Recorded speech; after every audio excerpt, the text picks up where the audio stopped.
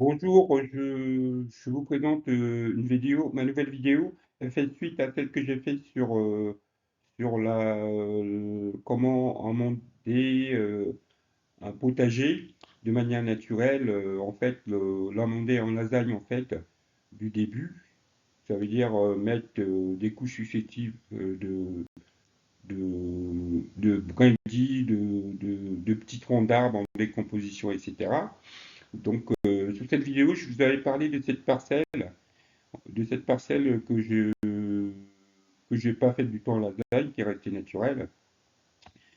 Donc, pour historique, cette petite parcelle-là, en fait, la terre est issue d'une fosse que j'avais creusée. En fait, j'ai tout mis là en vrac sans vraiment m'en occuper, et j'ai vraiment commencé à m'en occuper seulement à m'en occuper entre parenthèses pendant le confinement, où en fait, m'en occuper, c'est que j'essayais de l'amender comme je pouvais, donc avec tout ce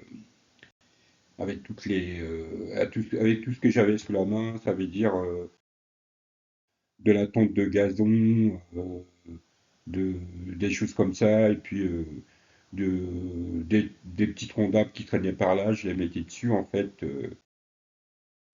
et et donc, et puis je me suis mis à planter des pommes de terre dessus, mais c'était pas vraiment très très flagrant. C'était pas flagrant du tout. Ça poussait très bien là, comme ceux-là, comme celui-là, comme ce plan-là de cette année là. Ça poussait, mais bon, c'était pas quand je récoltais la terre. Mais la terre là, c'est vraiment de la glaise quoi. Vous pouvez voir ben, déjà cette partie-là en fait, ça c'est un bout de terre que j'ai enlevé, je l'ai mis dans l'autre sens. On peut voir vraiment que c'est vraiment de la glaise. Et cette terre-là, j'essaye ben, de mettre tout ce que tout ce qu'il faut comme feuilles, etc., tout ce qui est carboné, tout ce qui est végétal, quoi. Et donc là, vous pouvez vraiment voir, je l'ai retourné celle-là pour vraiment vous montrer comment c'est vraiment de la terre, c'est vraiment de la glaise en fait que j'avais creusé à 1 mètre du sol pour faire ma fosse. Donc, et là encore, depuis que j'ai commencé à l'amender avec, avec toutes sortes d'herbes, ben, on voit que ben, il commence un peu à noircir au fur et à mesure du temps. Et, ben, et puis ça commence à donner quelque chose de positif, mais c'est pas encore vraiment ça. Et donc, dès le confinement, en fait, j'ai commencé à planter mes tomates, pas mes tomates, mais les pommes de terre dessus. Et ben, au fur et à mesure des années, ben, bon, c'est, ça évolue, il faut beaucoup de patience, mais c'est pas encore ça, quoi, en fait. Et ben là, on peut voir qu'il y a, ben ça, c'est des pommes de terre, en fait, que j'avais laissées comme ça à l'intérieur, sous terre, parce que, bon, le résultat n'était pas très probant, donc j'ai jeté un peu l'éponge, quoi. J'ai jeté l'éponge, et je me suis dit, bon, je verrai ça plus tard, je vais l'amender, à chaque fois, tous les automnes, je vais mettre des feuilles, du terreau que je vais chercher un peu partout dans les forêts, au bord des chemins, etc. Et donc là, au mois d'octobre de l'année dernière, bon là, j'ai amendé tout mon terrain comme je vous ai dit dans la vidéo précédente, et j'en ai mis une partie aussi sur cette parcelle-là. Et j'ai tout recouvert en fait. Normalement, ça devrait, ça tout en fait les petites bestioles, non, des petites bestioles et puis l'absence de UV a fait son travail de sap. Mais j'ai l'impression que non, parce que là, euh,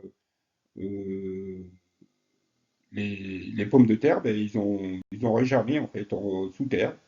Et là, ça, c'est une des blettes que j'avais jetées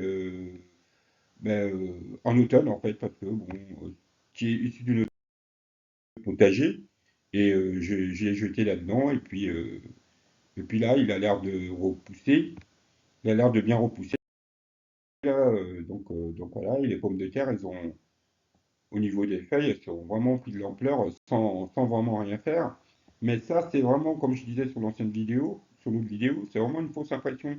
Ça se trouve, les pommes de terre en dessous ne vont pas avoir tous les nutriments qu'il faut vraiment pour se, pour se nourrir et grossir, quoi. Et un autre effet, c'est aussi une autre menace, c'est toute cette herbe des champs. En fait, moi j'appelle ça le gazon des champs qui envahit tout, en fait. Qui envahit tout. C'est un tapis. Ça fait littéralement un tapis. Un tapis d'une épaisseur de peut-être 5 cm qui avance au fur et à mesure vers, vers cette parcelle-là, quoi. C'est vraiment le double problème que j'ai. Et là, je pense que comme je l'ai dit aussi dans les autres vidéos, maintenant je vais cultiver qu'avec sous bâche en fait. Je pense que c'est la meilleure des solutions. Parce que ici, nous, on a un Beauce, je suis en Beauce, c'est de la mauvaise. Je dirais pas c'est de la mauvaise terre, mais c'est une terre pauvre en tout ce qui est maraîchage en fait.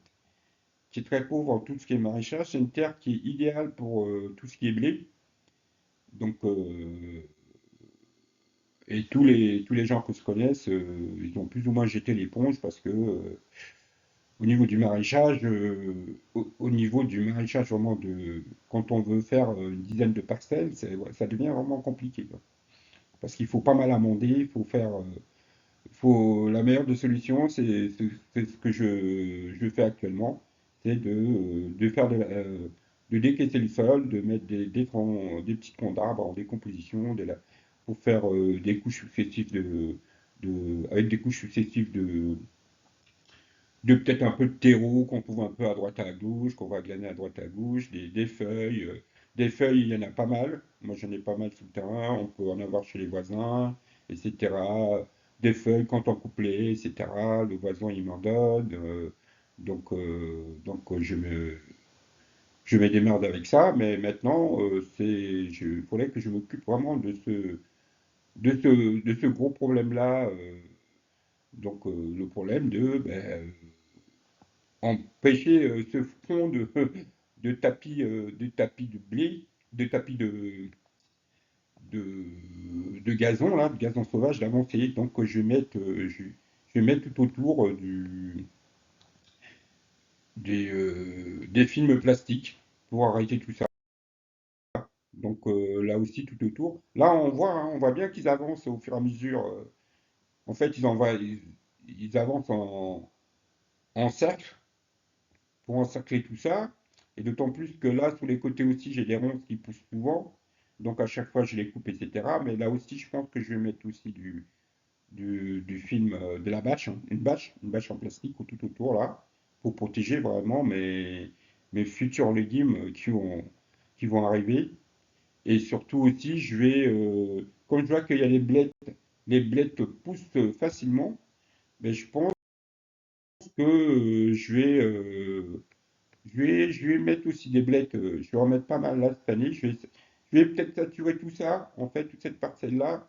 Bon, les pommes de terre, je vais pas en faire, je vais pas en mettre parce que là, il y en a. Ça se trouve, elles vont pas être dans les, elles vont pas être assez conséquents pour pouvoir se nourrir avec, hein. Donc voilà. Mais les blés, par contre, comme eux, en fait, on utilise leurs feuilles, pourquoi pas? C'est une idée que j'ai eue là, après la vidéo que j'ai faite. Donc, je pense que j'ai saturé un peu tout ça de blettes, etc. Et comme les blettes en hiver poussent aussi, et au printemps, ils vont apparaître, je pense que c'est la solution. Donc voilà. Ben, je vous remercie d'avoir visionné ma vidéo. Et puis je vous dis à une prochaine. Au revoir.